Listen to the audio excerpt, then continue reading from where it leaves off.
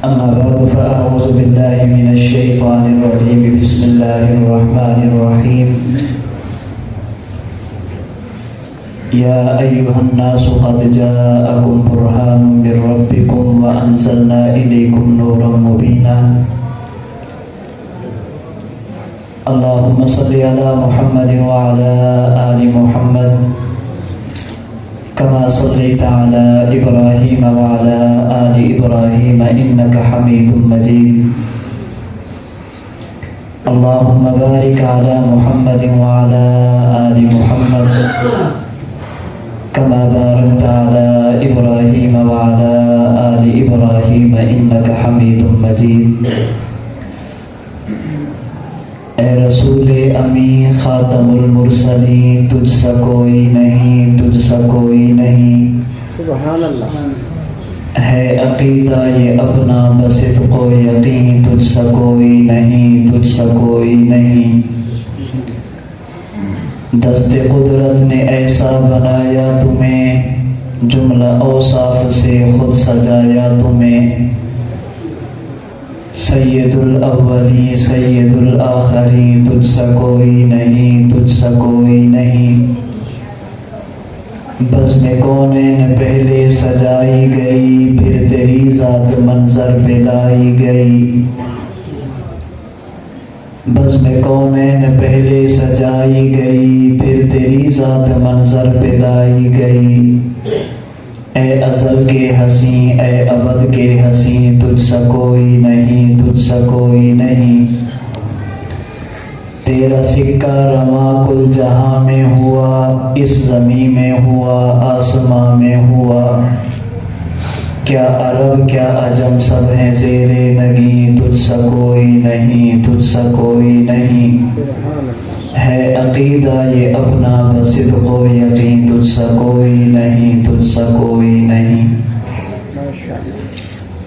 نبی آتے رہے آخر میں نبیوں کے امام آئے وہ دنیا میں خدا کا آخری لے کر پیام آئے جھکانے آئے بندوں کی جبیں اللہ کے در پر سکھانے آدمی کو آدمی کا احترام آئے وہ آئے جب تو عظمت بڑھ گئی دنیا میں انسان کی وہ آئے جب تو انسان کو فرشتوں کے سلام آئے وہ ہیں بے شک بشر لیکن تشہد میں اذانوں میں جہاں دیکھو خدا کے نام کے بعد ان کا نام آئے کیا جب بھی کسی کذاب نے دعویٰ نبوت کا تو چھٹ میدان میں ختم نبوت کے غلام آئے وہ دنیا میں خدا کا آخری لے کر پیام آئے معزز علماء کرام انتہائی واجب الاحترام بزرگوں عزیز نوجوان دوستوں اور بھائیوں اگر سماعت فرما رہی ہوں تو میری پردہ نشین ماؤں اور بہنوں آپ کے آج کے اس پروگرام کا جو مجھے اشتہار بھیجا گیا اس پر 2 عنوان ہیں نمبر 1 عقیدہ ختم نبوت اور نمبر 2 عقیدہ حیات نبوت ان دونوں عقیدوں کا معنی کیا ہے اہل سنت والجماعت کا عقیدہ ہے اللہ تعالیٰ نے نبوت کے جس سلسلے کی ابتدا حضرت آدم سے کی تھی اس کی تکمیل اور انتہا آمینہ کے لال پر فرمائی ہے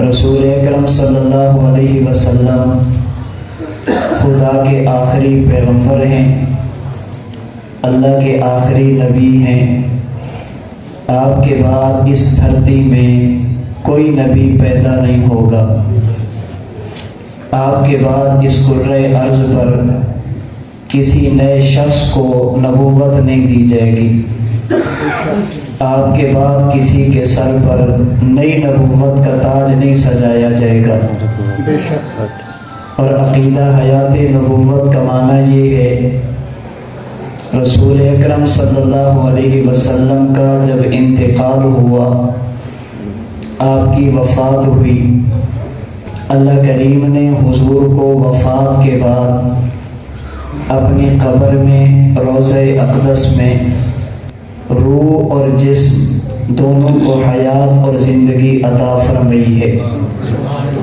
اللہ کے نبی دنیا سے تشریف لے جانے کے بعد روح اور جسم کے تعلق کے ساتھ اپنی قبر میں زندہ ہیں۔ اللہ نے نبوت کی روح کو بھی زندگی دی، نبوت کے جسم کو بھی زندگی دی، لیکن وہ زندگی دنیا کی طرح نظر آنے والی نہیں۔ اس زندگی میں اللہ کے نبی شریعت کے احکام کے پابند بھی نہیں ہیں۔ یہ میں نے مختصراً دو عنوان آپ کو سمجھے جو آج اشتہار پر دیے گئے۔ ان دونوں عنوانوں پر ہمارے اکابر علماء نے مختلف کتب لکھی ہیں۔ جس طرح رسول اکرم صلی اللہ علیہ وسلم کا آخری نبی ہونا ہمارا عقیدہ ہے، تو اللہ کے نبی کا قبر میں زندہ ہونا یہ بھی ہمارا عقیدہ ہے۔ جس طرح نبوت کی ختم نبوت اس پر امت کا اجماع اور اتفاق ہے، اسی طرح نبی کی قبر کی زندگی اور حیات پر بھی امت کا اجماع اور اتفاق ہے۔ اللہ کے نبی کے آخری نبی ہونے پر ہمارے پاس اللہ کا قرآن بھی ہے، حضور کی ختم نبوت پر ہمارے پاس اللہ کے نبی کا فرمان بھی ہے، پیغمبر کے آخری نبی ہونے پر ہمارے پاس امت کا اتفاق اور اجماع بھی ہے۔ اسی طرح نبی کی قبر کی زندگی پر ہمارے پاس رب کا قرآن بھی ہے، نبی کی قبر کی زندگی پر ہمارے پاس نبوت کا فرمان بھی ہے، نبی کی قبر کی زندگی پر ہمارے پاس امت کا اتفاق اور اجماع بھی ہے۔ میں آج کی اس نشست میں ان تمام دلائل کو چھوڑ کر رسول اکرم صلی اللہ علیہ وسلم کی ختم نبوت پر، اللہ کے نبی کی قبر کی زندگی پر ایک الگ دلیل پیش کرنے لگا ہوں۔ آپ پوری توجہ میری طرف رکھیں گے تاکہ میں اپنی بات آپ کو سمجھا سکوں۔ رسول اکرم صلی اللہ علیہ وسلم نے اپنی زندگی کے جب 40 سال مکمل فرمائے، آمینہ کے لال کو حکم ملا، اے میرے پیغمبر اب آپ لوگوں کو بتائیں کہ اللہ نے میرے سر پر نبوت کا تاج رکھا ہے، اللہ نے مجھے محمد بن عبداللہ سے محمد الرسول اللہ بنا دیا، میری بات مانو، دنیا بھی تمہاری آخرت بھی تمہاری۔ رسول اکرم صلی اللہ علیہ وسلم نے اللہ کا پیغام اپنی امت تک پہنچانے کے لیے اس وقت کے دستور کے مطابق اہل مکہ کو ایک جگہ پر اکٹھا کیا، اور آپ علیہ الصلوۃ والسلام نے ان کے سامنے اپنی نبوت پر رب کا قرآن پیش نہیں کیا، ان کے سامنے اپنے نبی ہونے پر کوئی دلیل نقلی پیش نہیں کی۔ آپ نے سب سے پہلے فرمایا لبثت فیکم عمرا، مکہ والوں میری زندگی کے 40 سال تمہارے سامنے ہیں، میرا بچپن تمہارے علم میں، میرا چھوٹا ہونا تمہارے علم میں، میری جوانی تمہارے علم میں، میری تجارت اور لین دین تمہیں معلوم ہے۔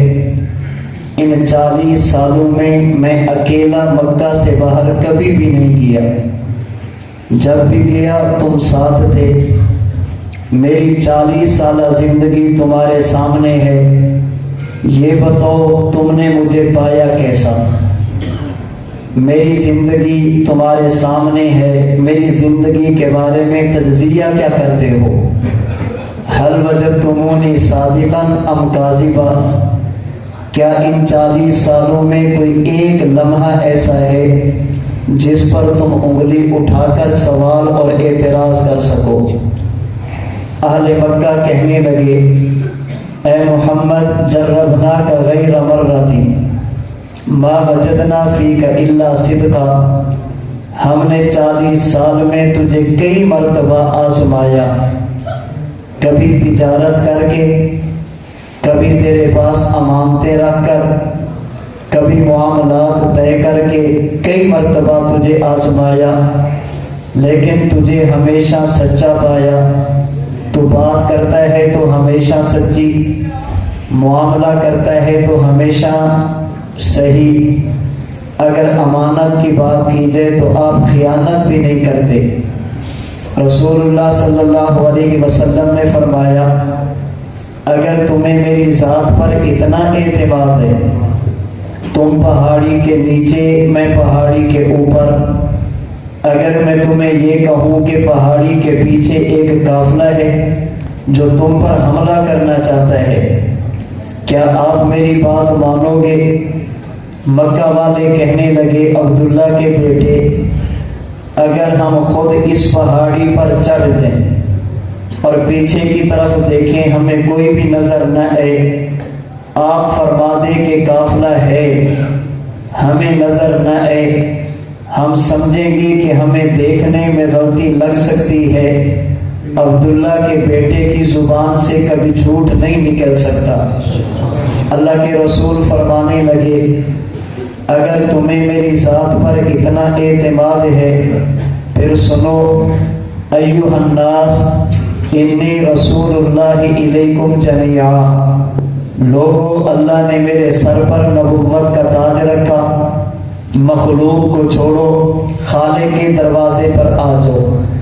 رسول اکرم صلی اللہ علیہ وسلم نے اپنی نبوت کو پیش کرنے کے لیے رب کا قرآن پیش نہیں کیا، اپنی نبوت کو منوانے کے لیے کسی پہلی آسمانی کتاب کو پیش نہیں کیا۔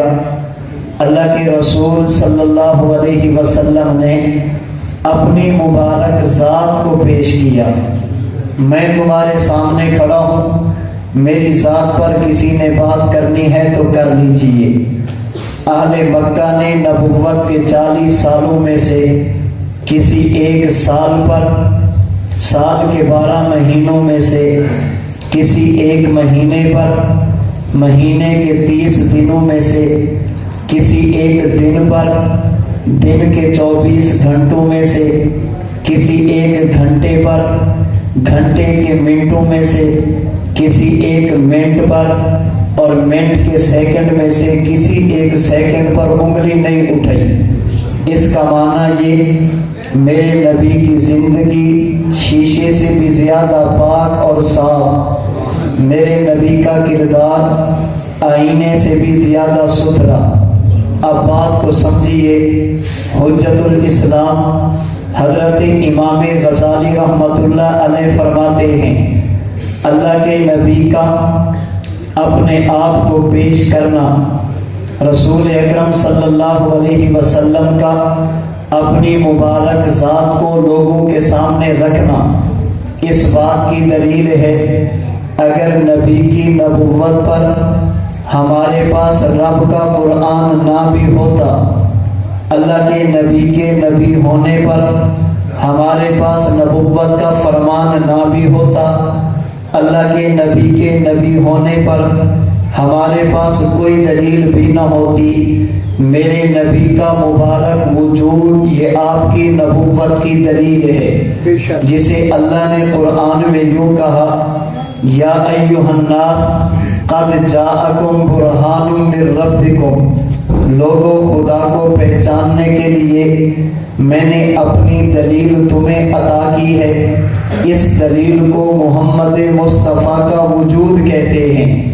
امام غزالی فرماتے ہیں ما تواتر من احوالہ قبل النبوۃ وحال الدعوۃ وبعد تمامها واخلاقہ العظیمۃ واحکامہ الحکمیۃ واقدامہ حیث تحجم الابطال اللہ کے نبی کی 63 سالہ زندگی کو دیکھو گے، اعلان نبوت سے پہلے 40 سال نبی کا ہر قسم کے گناہ سے بچنا، یہ دلیل ہے کہ آپ اللہ کے نبی پیغمبر کا اعلان توحید کرنا، پوری قوم کا ایک طرف کھڑے ہو کر مخالفت کرنا، اللہ کے نبی کی بات کو سننے کے لیے تیار نہ ہونا، کبھی اللہ کے نبی کو ساحر، کبھی اللہ کے نبی کو شاعر، کبھی اللہ کے نبی کو کاہن اور مجنون کہنا، اللہ کے نبی کے راستے میں کانٹے بچھانا، نبوت کو عبادت تک کے لیے نہ کرنے دینا، اور اللہ کے نبی کو 3 سال تک شیب ابی طالب میں قید کر دینا، اللہ کے نبی کو قتل کرنے تک کا تیار ہو جانا، ساری قوم ایک طرف اور اللہ کے نبی یوں ڈٹ کر فرمائیں اگر تم میرے ایک ہاتھ پہ سورج ایک ہاتھ پہ چاند لا کے رکھ دو اور یہ کہو کہ میں رب کی توحید کی بات نہ کروں، یہ مجھ سے ہوگا نہیں۔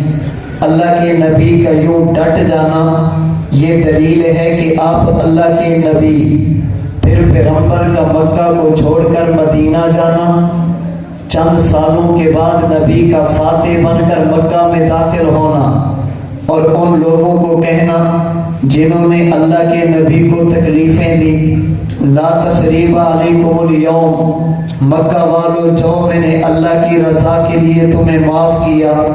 نبی کا اس نہج پر پہنچنا یہ دلیل ہے کہ آپ اللہ کے نبی نبوت کی زندگی پر ہمارے پاس رب کا قرآن بھی، اللہ کے نبی کی نبوت پر ہمارے پاس نبوت کا فرمان بھی، اللہ کے نبی کے نبی ہونے پر ہمارے پاس امت کا اجماع بھی۔ لیکن امام غزالی فرماتے ہیں اگر ہمارے پاس کچھ بھی نہ ہوتا، میرے نبی کی زندگی، میرے پیغمبر کا مبارک وجود آپ کی نبوت کی دلیل ہے۔ میں کہتا ہوں فقط نبوت کی نہیں بلکہ یہ آپ کی ختم نبوت کی بھی دلیل ہے۔ جس طرح اللہ کے نبی نے اعلان نبوت کرتے وقت رب کا قرآن بعد میں پیش کیا، اپنی ذات کو پہلے پیش کیا، اگر حضور کے بعد اس دھرتی پر کوئی شخص یہ دعویٰ کرے اللہ نے مجھے بھی نبی بنایا، ہم سب سے پہلے اس کی ذات کو دیکھیں گے، سب سے پہلے اس کی زندگی کو دیکھیں گے، اس کا بچپن کیسا، اس کا لڑکپن کیسا، اس کی جوانی کیسی، اس کی زبان کیسی، اس کے معاملات کیسے، اس کا لین دین کیسا۔ اللہ کے نبی کے بعد مسیلمہ کذاب سے لے کر مرزا غلام احمد قادیانی تک آپ تمام مدعیان نبوت کی ہسٹری، ان کی زندگی اور تاریخ کو پڑھیے۔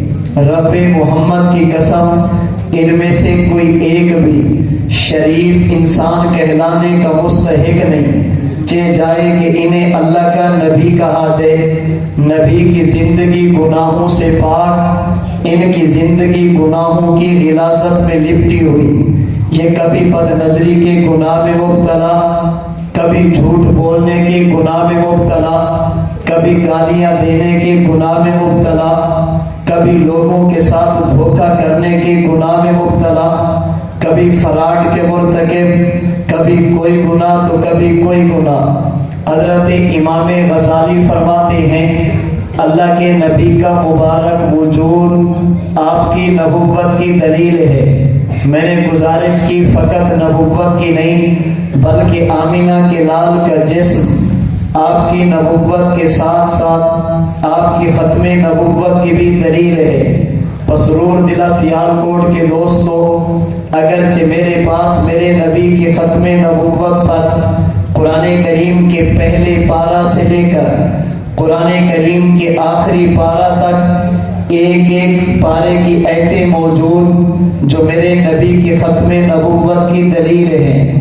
قرآن کریم کی پہلی سورت سے لے کر قرآن کریم کی آخری سورت تک ایک ایک سورت کی آیت موجود، میرے نبی خدا کے آخری نبی ہیں، میرے پاس پیغمبر کی ختم نبوت پر 1-2 نہیں 6000 سے زائد آیات موجود ہیں جو میرے نبی کی ختم نبوت پر دلالت کرتی ہیں، بلکہ ان آیات کے الفاظ کے حروف آمینہ کے لال کے آخری نبی ہونے کی دلیل ہے۔ آپ کہیں گے جی وہ کیسے؟ میں کہوں گا اس طرح، اللہ نے اپنے نبی سے پہلے 3 نبی ایسے بھیجے جنہیں خدا نے آسمانی کتاب عطا فرمائی۔ اگر نبی کا نام داؤد، اللہ نے کتاب زبور دی ہے۔ پیغمبر کا نام حضرت موسیٰ، اللہ نے کتاب تورات دی ہے۔ نبی کا نام حضرت عیسیٰ، اللہ نے کتاب انجیل دی ہے۔ یہ 3 نبی وہ ہیں جنہیں اللہ نے آسمانی کتاب عطا فرمائی۔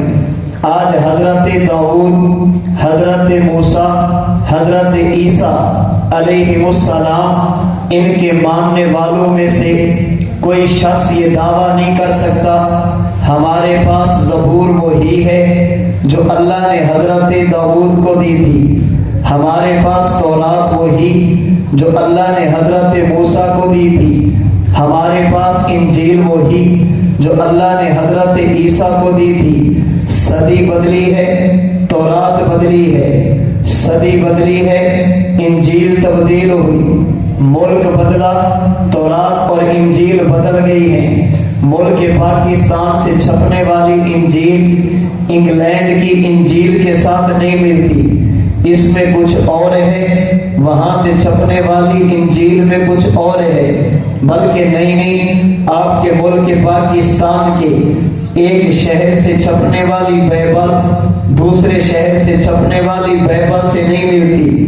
ملک بدلتا ہے، انجیل بدل جاتی ہے، صوبہ بدلتا ہے، آسمانی کتاب بدل جاتی ہے۔ ایک شہر کی کتاب دوسرے شہر کی کتاب سے نہیں ملتی۔ اگر کوئی بندہ ہم سے بات کرنا چاہے، ہم شہر کی نہیں، صوبے اور ملک کی نہیں، ہم پوری دنیا کی بات کرتے ہیں۔ اگر کوئی شخص مشرق سے چلے مغرب تک کا سفر کرے، شمال سے چلے جنوب تک کا سفر کرے، اگر کسی میں زیادہ طاقت ہو اور وہ یہ کام کر سکے، زمین سے چلے تو آسمان تک پہنچے، اگر مزید کسی میں استطاعت ہو تحت الثری سے چلے سدرۃ المنتہا تک پہنچے، فرش سے سفر شروع کرے عرش معلی تک پہنچے۔ رب محمد کی قسم، جو قرآن مشرق میں وہی مغرب میں، جو شمال میں وہی جنوب میں، جو زمین پر وہی آسمان پر، جو تحت الثری وہی سدرۃ المنتہا، جو فرش زمین پر وہی عرش بری پر، وہ یہ دعویٰ نہیں کر سکتے ہمارے پاس آسمانی کتاب وہی جو اللہ نے نبی کو دی۔ میں تحدی اور چیلنج کے ساتھ کہہ سکتا ہوں، اللہ نے جو قرآن جبریل کو دیا، جبریل نے محمد کریم کے سینے پر نازل کیا، اللہ کے نبی نے صحابہ کو پڑھایا، صحابہ نے ایک جگہ پر لکھوایا، امت کے حوالے کیا۔ آج 14 صدیاں گزرنے کے بعد بھی میں پارے اور آیت کی بات نہیں، پارے اور سورت کی بات نہیں، آیت اور حروف کی بات نہیں کرتا۔ آج تک کوئی مئی کلام رب کے قرآن کی ایک زیر اور زبر میں بھی تبدیلی نہیں کر سکا، ایک نقطے میں بھی تبدیلی نہیں کر سکا۔ سیالکوٹ کے دوستو، اگر میں آپ سے پوچھوں تورات، زبور، انجیل یہ کتابیں کس کی، آپ جواب دیں گے اللہ کی۔ اگر میں آپ سے سوال کروں ان 3 کتابوں کو نازل کس نے کیا، آپ جواب دیں گے اللہ نے۔ اگر میں آپ سے سوال کروں جن پر یہ کتابیں اتاری گئی وہ کون، آپ جواب دیں گے اللہ کے نبی۔ یہی 3 سوال میں آپ سے پھر کروں، بتائیے قرآن کتاب کس کی، آپ جواب دیں گے اللہ کی۔ قرآن نازل کس نے کیا، آپ جواب دیں گے اللہ نے۔ جن پر اتارا گیا وہ کون، آپ جواب دیں گے اللہ کے نبی۔ جو جو پہلی آسمانی کتابیں لے کر آیا وہ کون؟ آپ کہیں گے جبریل۔ قرآن کریم کو لانے والا کون؟ آپ کہیں گے جبریل۔ پھر میرا سوال بنتا ہے، جب کتابیں وہ بھی اللہ کی، قرآن بھی خدا کا، جب نازل انہیں بھی اللہ نے کیا، نازل اسے بھی خدا نے فرمایا، لانے والے انہیں بھی جبریل ہیں، لانے والے اسے بھی جبریل ہیں، جنہیں وہ دی گئی وہ بھی نبی، جنہیں قرآن دیا گیا وہ بھی نبی، پھر وہ محفوظ کیوں نہیں؟ قرآن محفوظ کیوں ہے؟ ان میں تبدیلیاں کیوں؟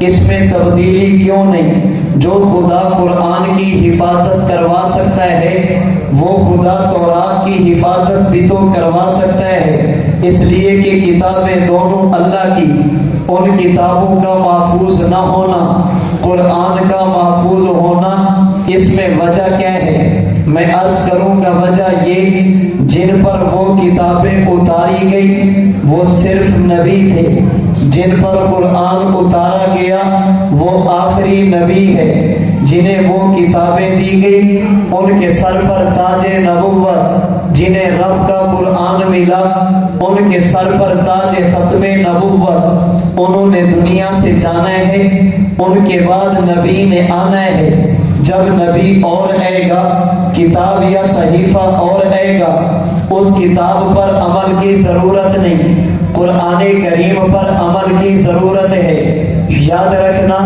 اگر آمینہ کے لال کے بعد بھی خدا نے کسی نئے شخص کو نبی بنانا ہوتا، آج ہمارے پاس رب کا قرآن محفوظ نہ ہوتا، قرآن کے ساتھ بھی وہی حشر ہوتا جو پہلی آسمانی کتابوں کے ساتھ ہوا۔ پھر ماننا چاہیے قرآن کے 30 پارے یہ دلیل کہ حضور آخری نبی، قرآن کریم کی 114 صورتیں یہ دلیل اللہ کے نبی آخری نبی، قرآن کریم کی 6000 سے زائد آیات یہ دلیل آپ آخری نبی، ہر آیت کے الفاظ کے حروف کی حرکات اور سکنات یہ دلیل ہے کہ آپ اللہ کے آخری نبی۔ میں نے عرض یہ کیا حضور اللہ کے آخری نبی، ہمارے پاس قرآن موجود ہے، میرے نبی اللہ کے آخری نبی، اس پر قرآنی آیات موجود ہیں، لیکن اگر کچھ بھی نہ ہوتا میرے نبی کا وجود یہ آپ کے آخری نبی ہونے کی دلیل ہے، میرے نبی کا جسم اطہر آپ کی ختم نبوت کی دلیل ہے۔ توجہ رکھیے، بالکل اسی طرح جس طرح ہمارے پاس آمینہ کے لال کے ختم نبوت پر رب کا قرآن بھی ہے، اللہ کے نبی کے آخری نبی ہونے پر نبوت کا فرمان بھی ہے، پیغمبر کے آخری نبی ہونے پر امت کا اجماع بھی ہے، لیکن ہم نے سب سے پہلے نبی کے وجود کو دیکھا، ہمیں حضور کی نبوت ختم نبوت سمجھ آئی جسے امام غزالی نے بیان کیا۔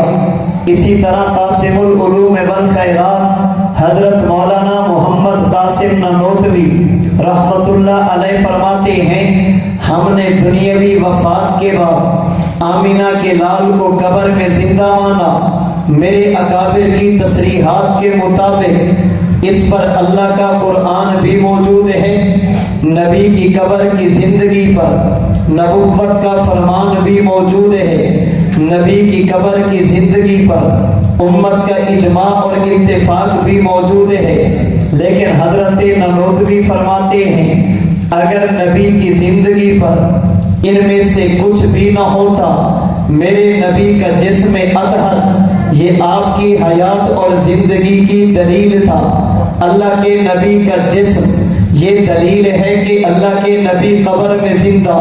آپ کہیں گے جسم کیسے دلیل؟ حضرت نانوتوی فرماتے ہیں اللہ نے امتی کو جس مٹی سے بنایا اسے زمین کی مٹی کہتے ہیں، اللہ نے نبوت کو جس مٹی سے بنایا اسے جنت کی مٹی کہتے ہیں، امتی کا وجود زمینی مٹی والا، اللہ کے نبی کا وجود جنتی مٹی والا، دنیا میں رہنے کی وجہ سے کبھی یوں بھی ہوگا ایک معاملہ آپ کے ساتھ بھی ہوگا، معاملہ میرے ساتھ بھی ہوگا، وہی معاملہ اللہ کے نبی کے ساتھ بھی ہوگا، لیکن جب دونوں کی خصوصیت کو دیکھو گے، امتی کی خصوصیت الگ ہوگی، اللہ کے نبی کے جسم مبارک کی خصوصیت الگ ہوگی۔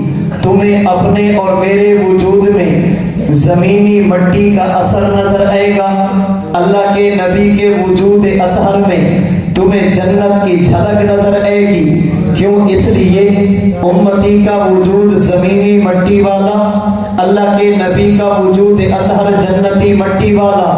علماء سے پوچھئے، ہم نے جنت کے بارے میں پڑھا، ہمیں جنت کے بارے میں بتایا گیا، اللہ نے جنت میں لطافت رکھی، خدا نے جنت میں کثافت نہیں رکھی، اللہ نے جنت میں ہلکا پن رکھا، خدا نے جنت میں بوجھ نہیں رکھا۔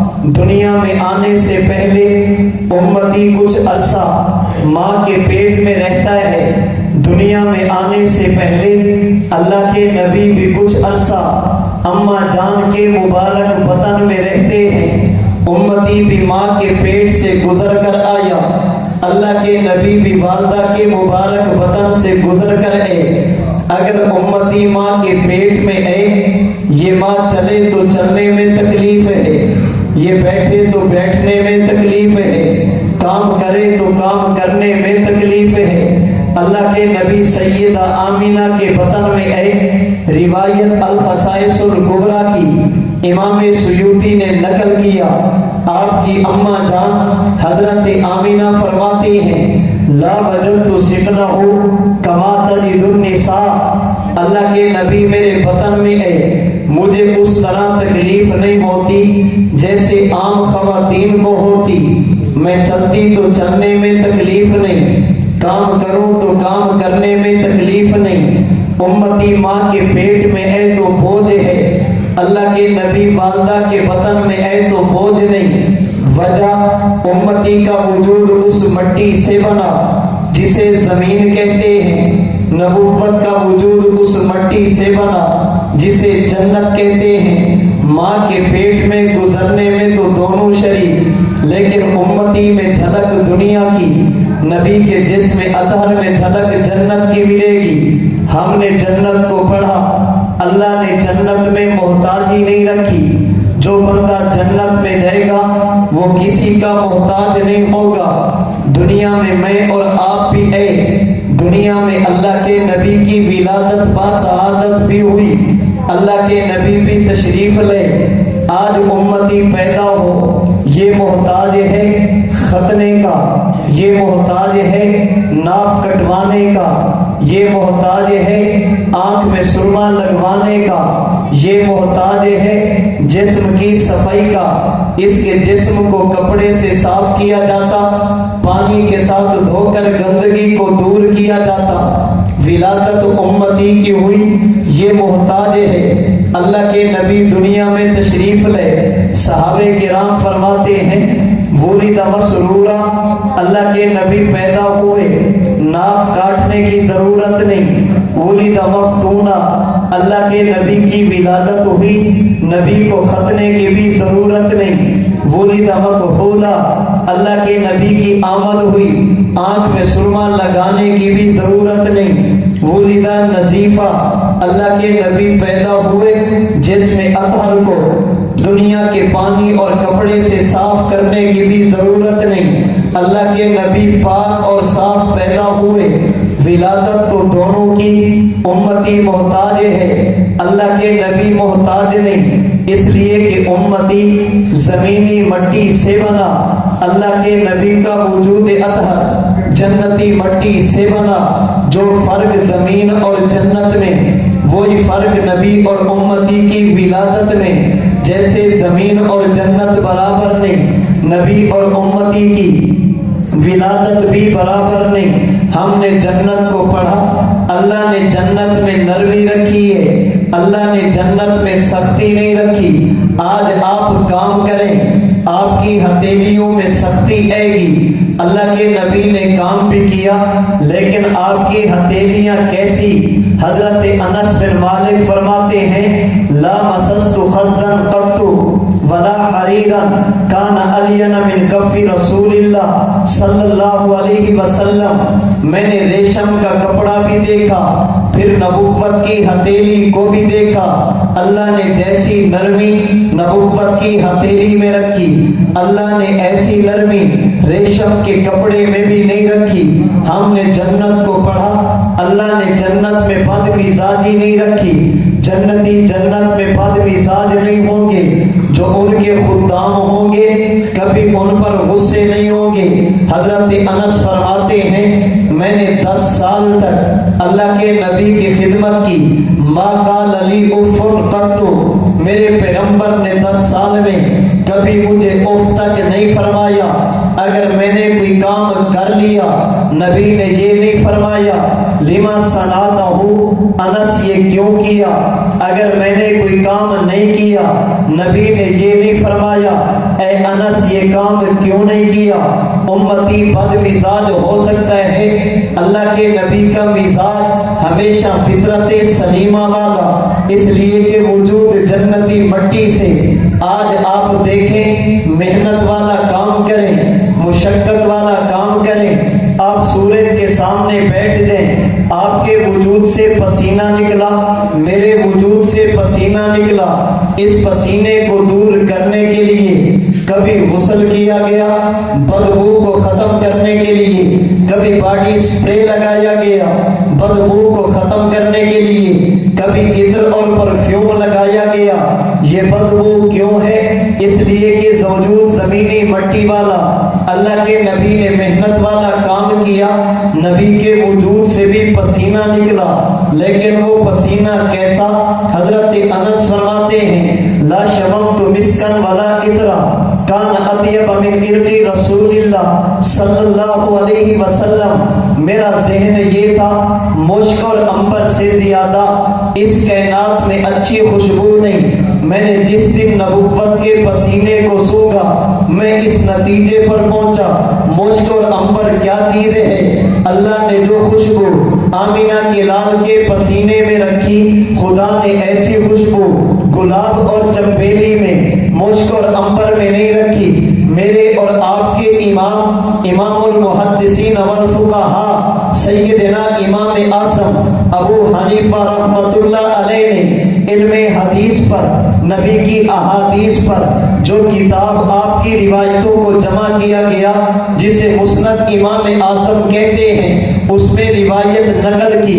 حضرت جابر بن عبداللہ فرماتے ہیں کان النبی صلی اللہ علیہ وسلم یعرف بریح الطیب اذا اقبل من اللیل، رات کا وقت ہوتا، ہم بیٹھے ہوتے، اندھیرا ہوتا، روشنی کا انتظام نہ ہوتا، باہر سے کوئی بندہ آتا، ہم پوچھتے تھے نام کیا ہے، ہم پوچھتے تھے کس کے بیٹے ہو، ہم پوچھتے تھے کہاں سے آئے ہو، ہم سارا تعارف پوچھتے، لیکن رات کی تاریکی میں اگر آنے والے آمینہ کے لال ہوتے ہمیں پوچھنے کی ضرورت نہیں پڑتی تھی آنے والی شخصیت کون ہے۔ جابر ذرا بتائیے اگر کوئی اور ہوتا تو آپ پوچھتے، اللہ کے نبی ہوتے تو پوچھنے کی ضرورت کیوں نہیں؟ حضرت جابر فرماتے ہیں اس لیے کہ حضور بعد میں آتے، آپ کے وجود اطہر سے نکلنے والی خوشبو ہمارے پاس پہلے پہنچا کرتی، ہمیں اندازہ ہو جاتا اللہ کے نبی آنے لگا۔ میں نے کہا پسینہ امتی کا، اس میں بدبو، پسینہ مبارک نبوت کا، اس میں خوشبو ہے۔ وجہ یہ اللہ نے جنت میں بدبو نہیں، اللہ نے جنت میں خوشبو رکھی، کیونکہ امتی کا وجود جس مٹی سے بنا اسے زمین کہتے ہیں، نبوت کا وجود جس مٹی سے بنا اسے جنت کہتے ہیں۔ جیسے جنت میں بدبو نہیں، نبی کے پسینے میں بھی خوشبو نہیں۔ اگر آپ کی توجہ ہو میں بات پسینے سے بھی آگے کرنے لگا۔ روایت الخصائص الکبریٰ کی امام سیوطی نے نقل کی، ام المؤمنین سیدہ عائشہ کی باندی حضرت لیلہ رضی اللہ عنہا اللہ کے نبی کے پاس آئی، حضور ایک بات پر بہت پریشان ہوں، بات سمجھ نہیں آتی۔ فرمایا لیلہ بات کیا ہے؟ یا رسول اللہ انک تدخل الخلاء فَإِذَا خَرَجْتَ دَخَلْتُ أَثَرَكَ، حضور آپ قضائے حاجت کے لیے بیت الخلا جاتے ہیں، جب آپ باہر ہیں آپ کے بعد بیت الخلا میں جاتی ہوں، اس وقت بیت الخلا کیسے، ادھر سے چھڑیاں لگا دی، ادھر سے کانے لگا دیے، کبھی پردہ کپڑے کا لگا دیا، اندر گڑھا کھود دیا، ادھر پیشاب کیا جاتا، شام کے وقت مٹی اٹھا کر باہر پھینک دی جاتی۔ اس وقت بیت الخلا ایسے نہیں جیسے آج کے، حضور آپ جائیں آپ کے بعد میں جاتی ہوں، دو باتیں سمجھ نہیں آتی۔ فرمائے لیلا باتیں کون سی؟ حضور آپ اندر گئے، اس کا معنی آپ کو قضائے حاجت، آپ قضائے حاجت کے لیے گئے، مبارک پیشاب فرمانے کے لیے گئے۔ جب آپ باہر ہیں میں اندر جاتی ہوں، مجھے تو پیشاب کے نام و نشان اور اثرات نظر ہی نہیں آتے، آپ اندر کیا کرنے جاتے ہیں؟ نمبر دو، جب میں اندر جاتی ہوں وہاں پہ بدبو نہیں بلکہ خوشبو ہوا کرتی ہے۔ اللہ کے نبی نے فرمایا اے لیلا مجھے نبی کہتے ہیں، مجھے امتی نہیں کہتے، تنبت اجسادنا علی ارواح اہل الجنہ، اللہ نبی کو یوں پالتے ہیں جیسے جنتی وجود ہوا کرتا، ہمارے وجود سے جو کچھ نکلے زمین اسے مبارک سمجھ کے نکل لیتی ہے، اسے چھوڑتی نہیں۔ رہی بات بدبو اور خوشبو کی، مجھے نبی کہتے ہیں ہمارے وجود سے جو کچھ بھی نکلے اس میں خوشبو ہے۔ میں نے کہا پیشاب امتی کا ہو یہ بدبو والا، بول و براز اللہ کے نبی کا ہو یہ خوشبو والا، اس لیے کہ امتی کا وجود زمینی مٹی والا، اللہ کے نبی کا جسم اطہر جنتی مٹی والا۔ ہم نے جنت کو پڑھا، اللہ نے جنت میں مکھی کا وجود نہیں رکھا۔ کوئی بات آپ کو ایسی نہیں ملے گی کہ جنتی جنت میں جائیں گے ان کے جسم پر مکھی بیٹھے گی، جنتی جنت میں جائیں گے انہیں مکھیاں تنگ کریں گی، جنت میں مکھی کا وجود نہیں۔ آج میں بیٹھ جاؤں مکھیوں نے تنگ کیا، کبھی جسم پر کبھی کپڑوں پر کبھی کھانے پر بیٹھے۔ اگر بات نبوت کی جائے روایت میں آیا الذباب لا یقع علی ثیابہ فضلا عن جسدہ الشریف، اللہ کے نبی نے جس کپڑے کو جسم سے لگا دیا خدا نے کبھی اس کپڑے پر بھی ناپاک مکھی کو نہیں بیٹھنے دیا۔ نبی کے جسم پر ناپاک مکھی کیسے بیٹھے گی؟ تبھی تو صحابہ نے اس وقت کہا تھا جب بدبختوں نے یہ بات پھیلی اللہ کے نبی کے جسم پر، نبی کے مبارک بستر پر آنے والی عورت بد کردار، ان کا کردار ٹھیک نہیں۔ صحابہ نے کہا تھا حضور جو خدا آپ کے جسم پر جسم سے لگنے والے کپڑوں پر ناپاک مکھی کو نہیں بیٹھنے دیتا، وہ خدا آپ کے بستر پر ناپاک عورت کو کیسے آنے دے گا؟ جس طرح اللہ نے جنت میں مکھی کا وجود نہیں رکھا، اللہ نے نبی کے جسم کو بھی ہمیشہ مکھی سے بچایا۔ میں نے جنت کو دیکھا، جنت میں سستی نہیں، میں نے اللہ کے نبی کو دیکھا، مجھے روایت ملی ما تصاعب قط، اللہ کے نبی 63 برس اس دنیا میں رہے لیکن بطور سستی کے کبھی اللہ کے نبی کو 63 برس میں کبھی جمعی نہیں آئی۔ میں نے جنت کو پڑھا، جنتی جنت میں سوئیں گے نہیں، جنتی کو جنت میں نیند نہیں آئے گی۔ آج امتی سو جائے، امتی کی آنکھ بھی سو گئی، امتی کا دل بھی سو گیا، نتیجہ یہ نکلا وضو ٹوٹ گیا۔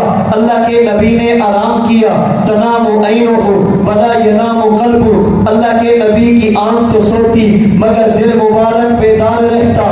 یہی وجہ ہمارا عقیدہ امتی خواب دیکھے غلط ہو سکتا ہے، اللہ کے نبی خواب دیکھے رؤیا الانبیاء وحی کبھی غلط نہیں ہو سکتا۔ اللہ کے نبی بیدار ہوں، جبریل امین وحی لے، یہ حکم خدا ہے۔ اللہ کے نبی آرام فرمائے، اللہ کے نبی کو خواب آ جائے، یہ بھی حکم خدا ہے۔ امتی کا خواب غلط ہو سکتا ہے، اللہ کے نبی کا مبارک خواب کبھی غلط نہیں ہو سکتا۔ اس کی وجہ یہ امتی کو جس مٹی سے بنایا گیا اسے زمین کہتے ہیں، نبوت کو جس مٹی سے بنایا گیا اسے جنت کہتے ہیں۔ میں نے جنت کو پڑھا، جنتی جنت میں جائے گا، جو کپڑا پہنے گا کبھی ناپاک نہیں ہوگا۔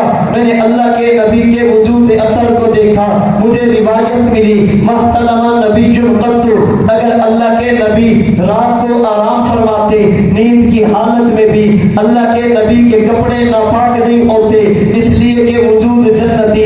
اب بات کو سمجھیے، حضرت مولانا نانوتوی فرماتے ہیں ہم نے نبی کو قبر میں زندہ مانا، رب کا قرآن بھی ہے نبی کو زندہ مانا، محمد کا فرمان بھی ہے نبی کو زندہ مانا، امت کا اجماع بھی ہے، لیکن اگر کچھ بھی نہ ہوتا میرے نبی کا وجود ہی نبی کی حیات کی دلیل، میرے نبی کا جسم ہی نبی کی زندگی کی دلیل۔ وجہ یہ اللہ نے امتی کو جس مٹی سے بنایا اسے زمین کہتے ہیں، نبوت کو جس مٹی سے بنایا اسے جنت کہتے ہیں۔ اللہ نے جنت میں حیات ہی حیات رکھی، اللہ نے جنت میں زندگی ہی زندگی رکھی، اللہ نے جنت میں موت نہیں رکھی۔ جنتی جنت میں جائے گا اس پر موت نہیں آئے گی، دنیا میں رہنے کی وجہ سے جیسے نبی پر پسینہ تو ہے مگر جنت کی جھلک خوشبو کی صورت میں، اللہ کے نبی کا بول و براز تو ہے مگر جنت کی جھلک خوشبو کی صورت میں، اللہ کے نبی سوئے تو ہیں مگر جنت کی جھلک دل کی بیداری کی صورت میں۔ بالکل اسی طرح اللہ کے نبی دنیا سے گئے تو ہیں لیکن جاتے وقت بھی اللہ کے نبی کے دل میں خدا نے زندگی یوں رکھی، امتی دنیا سے جائے بیوی نکاح سے نکل گئی، اللہ کے نبی دنیا سے گئے نبی کی بیوی نکاح سے نہیں نکلی، امتی دنیا سے گیا بیوی نے عدت گزاری، اللہ کے نبی دنیا سے گئے نبی کی بیوی نے عدت نہیں گزاری، امتی دنیا سے گیا مال ملک سے نکلا، اللہ کے نبی دنیا سے گئے مال ملک سے نہیں نکلا، امتی دنیا سے گیا مال وراثت میں تقسیم ہے، اللہ کے نبی دنیا سے گئے مال وراثت میں تقسیم نہیں، امتی دنیا سے گیا جنازہ باہر لایا گیا، اللہ کے نبی دنیا سے گئے جنازہ باہر نہیں مقتدی اندر گئے، امتی دنیا سے گیا ایک امام ہے باقی مقتدی ہے، آمینہ کے لال دنیا سے گئے جنازے میں کوئی امام نہیں، امتی دنیا سے گیا اس کا جنازہ پڑھا گیا، اس کے حق میں دعا کی گئی، اللہ کے نبی دنیا سے گئے نبوت کے حق میں دعا نہیں صلاۃ و سلام پڑھ کے اپنے حق میں دعا کی گئی۔ پھر اس کا معنی یہ اللہ نے اپنے نبی کو جنتی مٹی سے بنا کر ماں کے پیٹ سے لے کر دنیا میں آنے تک، بچپن سے لے کر جوانی تک، جوانی سے لے کر اعلان نبوت تک، اعلان نبوت سے لے کر نبوت کی ہجرت تک، ہجرت سے لے کر اللہ کے نبی کی رحلت تک اپنی زندگی کو بھی دیکھنا، آمینہ کے لال کی زندگی کو بھی دیکھنا، تمہیں جھلک اپنے وجود میں دنیا کی نظر آئے گی، اللہ کے نبی کے جسم میں جنت کی نظر آئے گی، اللہ نے جنت میں حیات رکھی ہے، خدا نے نبوت کے جسم میں بھی ہمیشہ کے لیے حیات رکھی ہے۔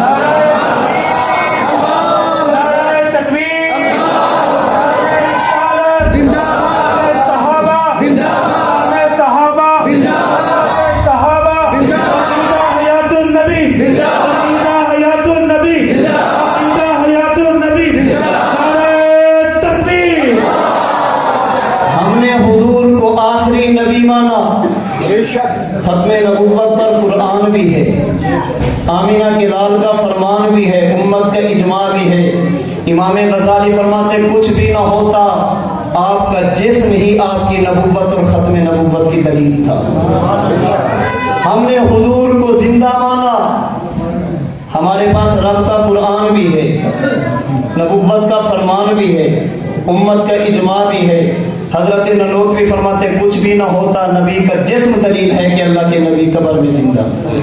اور یاد رکھنا قرآن بعد میں ہے نبی پہلے ہے، حدیث بعد میں ہے نبی پہلے ہے، امت بعد میں ہے اللہ کے نبی پہلے ہیں۔ جو نبی کے جسم کو نہیں مانتا قرآن کو کیا مانے گا؟ نبی کا جسم نہیں مانتا حدیث کیا مانے گا؟ یہی بات حضرت تھانوی رحمۃ اللہ علیہ نے بعض علماء کے حوالے سے لکھی ہے، فرماتے اللہ کے نبی کی ولادت جس مہینے میں ہوئی، اس مہینے کو کہتے ہیں ربیع الاول۔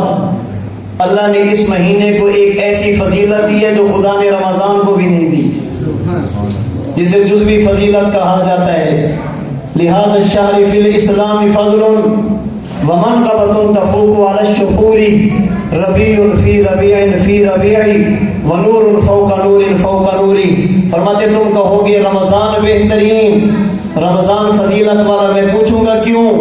آپ کہیں گے اس میں روزہ ہے، اس میں قرآن اترا ہے، اس میں تراویح ہے، اس میں لیلۃ القدر ہے۔ حضرت تھانوی فرماتے ہیں میں پوچھوں گا قرآن خود آیا ہے یا کسی کے سینے پر اترا ہے؟ جس پیغمبر کے سینے پر اترا ہے ان کی ولادت ربیع الاول میں ہے۔ نبی پہلے، قرآن بعد میں، نبی پہلے، حدیث بعد میں، نبی پہلے، امت بعد میں۔ میں نے عرض کیا ہم نے حضور کو آخری نبی مانا، ہمارے پاس نبی کا جسم دلیل آپ آخری، ہم نے حضور کو قبر میں زندہ مانا، ہمارے پاس نبی کا جسم دلیل ہے کہ اللہ کے نبی قبر میں زندہ ہے۔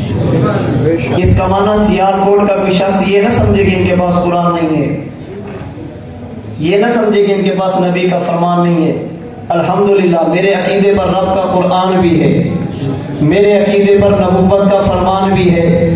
اگر میں چاہوں میرے پاس قرآن کریم کا دوسرا پارہ سورۃ البقرہ کی آیت نمبر 154 موجود ہے، جس کی تفسیر میں نہیں حضرت تھانوی نے کی، جس کی تفسیر میں نے نہیں قاضی ثناء اللہ پانی پتی نے کی، جس کی تفسیر میں نے نہیں مفتی محمد شفیع عثمانی نے کی۔ سورۃ البقرہ کی آیت نمبر 154 دلیل اللہ کے نبی قبر میں زندہ۔ اگر میں چاہوں تو میرے پاس قرآن کریم کا چوتھا پارہ سورہ آل عمران کی آیت نمبر 169 موجود، جس کی تفسیر میں سبحان الہند نے کشف الرحمان میں لکھا یہ آیت کریمہ دلیل اللہ کے نبی قبر میں زندہ۔ میرے پاس قرآن کریم کا 5واں پارہ سورہ نساء کی آیت نمبر 59 موجود ہے، جس کی تفسیر میں مفسرین میں سے ایک بڑی تعداد پھر بالخصوص حضرت مفتی محمد شفیع عثمانی نے، حضرت نلوتوی نے آب حیات میں لکھا یہ آیت کریمہ دلیل اللہ کے نبی قبر میں زندہ۔ میرے پاس قرآن کریم کا 9واں پارہ سورۃ الانفال کی آیت نمبر 33 موجود، جن کی تفسیر میں مفتی محمد شفیع عثمانی نے لکھا یہ آیت کریمہ دلیل اللہ کے نبی قبر میں زندہ۔ میرے پاس قرآن کریم کا 26واں پارہ سورۃ الحجرات کی آیت نمبر 2 موجود، جن کی تفسیر میں مولانا محمد مالک کامروی رحمہ اللہ نے لکھا یہ آیت کریمہ دلیل اللہ کے نبی قبر میں زندہ۔ اگر بات حدیثوں کی کرو گے، میرے پاس بخاری شریف کی روایت والذی نفسی بیدہ لا یذیق اللہ الموتتین ابدا موجود، جن کی تفسیر میں حضرت محدث احمد علی سہارنپوری نے لکھا یہ حدیث مبارک دلیل اللہ کے نبی قبر میں زندہ۔ میرے پاس بخاری کی روایت ما بین بیتی و منبری روضۃ من ریاض الجنہ موجود، جس کی محدثین نے شرح کی اللہ کے نبی قبر میں زندہ۔ میرے پاس مسلم کی روایت مررت علی موسیٰ لیلۃ اسری بی عند الکثیب الاحمر وهو قائم یصلی فی قبرہ موجود ہے اللہ کے نبی قبر میں زندہ۔ میرے پاس ابو داؤد کی روایت ما من احد یسلم علی الا رد اللہ علی روحی حتی ارد علیہ السلام اللہ کے نبی قبر میں زندہ۔ میرے پاس نسائی کی روایت ان للہ ملائکۃ سیاحین فی الارض یبلغونی من امت السلام اللہ کے نبی قبر میں زندہ۔ میرے پاس ابن ماجہ کی روایت ان اللہ حرم علی الارض ان تأکل اجساد الانبیاء نبی اللہ حی یرزق اللہ کے نبی قبر میں زندہ۔ اگر بات سیاستہ سے باہر کی کرو گے، میرے پاس مسند ابی یعلا کی الانبیاء احیاء فی قبورہم یصلون موجود اللہ کے نبی قبر میں زندہ۔ میرے پاس جلاء الافہام کی روایت من صلی علی عند قبری سمیتہ اللہ کے نبی قبر میں زندہ۔ میرے پاس المستدرک علی الصحیحین کی روایت ثم لئن قام علی قبری فقال یا محمد لأجیبنہ حضرت عیسیٰ آئیں گے میری قبر پہ حاضری دیں گے، مجھے سلام کریں گے، میں محمد سلام کا جواب دوں گا اللہ کے نبی قبر میں زندہ۔ میرے پاس روایات میں سے مسند بزار کی روایت تورث علی اعمالکم فما کان من حسن حمدت اللہ علی وما کان من سیئ استغفرت اللہ لکم اللہ کے نبی قبر میں زندہ۔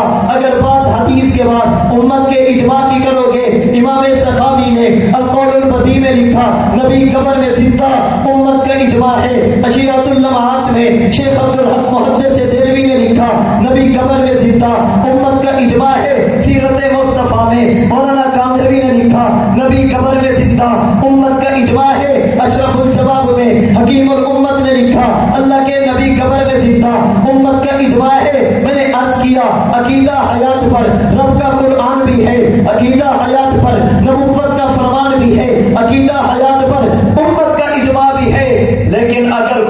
نہ ہوتا میرے نبی کا جسم اطہری دلیل ہے کہ اللہ کے نبی قبر میں زندہ ہے. عقیدہ حیات النبی، عقیدہ حیات النبی، عقیدہ حیات النبی. فاتح مماتیت مولانا عاطف حنوی صاحب، سر پکڑ سر بلند، سر پکڑ سر بلند، نعرہ تکبیر. اس لیے عقیدہ ختم نبوت ہمارا عقیدہ ہے. حضور اللہ کے آخری نبی ہمارا عقیدہ. ہم نے یہ عقیدہ کسی کی ضد میں آ کر اختیار نہیں کیا. ہمیں رب کے قرآن نے دیا، نبوت کے فرمان نے دیا، امت کے اجماع نے دیا، نبی کے وجود نے دیا. ہمارا عقیدہ نبی قبر میں زندہ. ہم نے یہ عقیدہ کسی کی ضد میں اختیار نہیں کیا، کسی کی مخالفت کی وجہ سے کھڑا نہیں ہے. جیسے حضور کی ختم نبوت امت کے تسلسل سے ہم تک پہنچی، نبی کی قبر کی حیات بھی ہمارے پاس امت کے پاس تسلسل کے ساتھ پہنچی. یاد رکھیے، اگر اس کرۂ ارض پر ایک شخص بھی نبی کی ختم نبوت کا منکر نہ ہو، ہم پھر بھی ختم نبوت کو بیان کریں گے. اگر اس روئے زمین پر ایک شخص بھی نبی کی حیات کا منکر نہ ہو، ہم تب بھی عقیدہ حیات النبی بیان کریں گے. عقیدہ کسی کی ضد میں نہیں، امت کے تسلسل سے لیا جاتا ہے. عقیدت کسی کی مخالفت میں نہیں، رب کے قرآن سے لیا جاتا، نبوت کے فرمان سے لیا جاتا، امت کے اجماع سے لیا جاتا. میں نے اختصار کے ساتھ آپ کی خدمت میں 2 عقیدوں پر بات کی. اگر بات ختم نبوت کی کرو گے، رب کا قرآن بھی موجود، نبوت کا فرمان بھی موجود، امت کا اجماع بھی موجود. لیکن حضرت امام غزالی فرماتے ہیں اگر کچھ بھی نہ ہوتا میرے نبی کا جسم کی دلیل. اللہ کے نبی آخری نبی حضرت نانوتوی فرماتے ہیں ہم نے حضور کو زندہ مانا، ہمارے پاس رب کا قرآن بھی، نبوت کا فرمان بھی، امت کا اجماع بھی موجود ہے. لیکن اگر کچھ بھی نہ ہوتا ہمارے پاس نبی کا جسم ہی دلیل تھا. اللہ کے نبی قبر میں زندہ. اللہ سے دعا ہے اللہ زندگی دے انہی عقائد پر جو اللہ نے ہمیں تسلسل کے ساتھ امت کے حوالے کیے.